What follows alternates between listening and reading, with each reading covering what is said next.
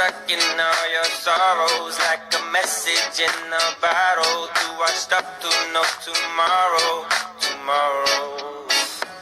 SOS, we're gonna need that. Get you back where you can relax. Too much time spent by yourself. Where's they come, and where's they'll go.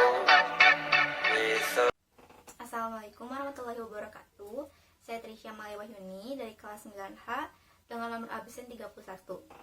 Di sini saya akan menjelaskan salah satu olahraga yang terdapat pada cabang atletik, yaitu tolak peluru. Jadi, tolak peluru itu merupakan salah satu cabang olahraga yang terdapat pada nomor lempar pada cabang atletik. Berbentuk gerakan menolak atau mendorong suatu peluru yang terbuat dari logam. Melakukan gerakan dari bahu dengan tangan untuk mencapai jarak yang sejauh-jauhnya. Tujuan dari tolak peluru sendiri pun untuk mencapai tolakan yang sejauh-jauhnya. Membuat bola tolak peluru ini yang terbuat dari beberapa koran dan plastik.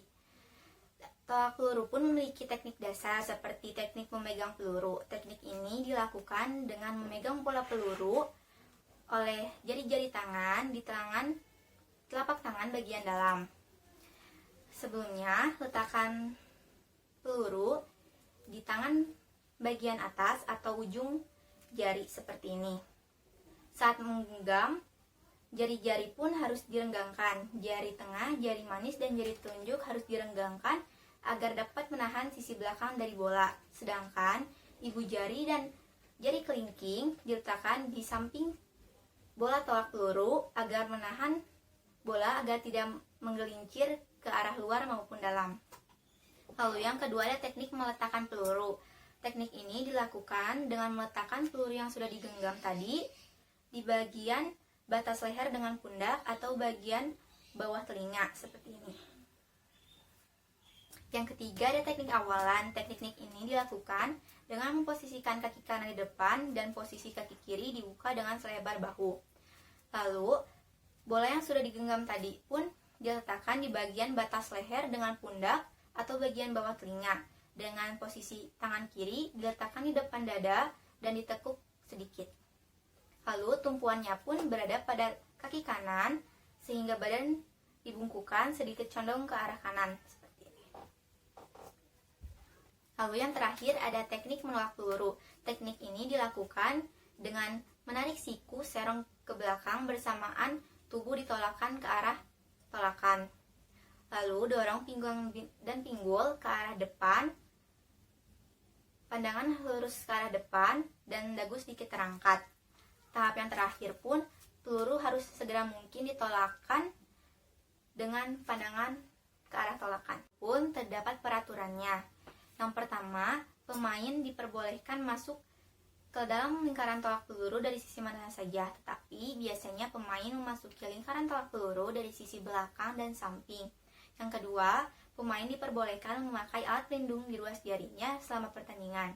Yang ketiga, pemain hanya memiliki waktu 60 detik untuk menyelesaikan tolak pelurunya. Hanya dapat melakukan tolakan di dalam lingkaran tolakan. Jika salah satu kaki pemain menyentuh garis keluar, maka pemain akan tetap didiskualifikasi. Lalu, pemain hanya dapat meninggalkan lapangan tolakan sesudah pelurunya mendarat.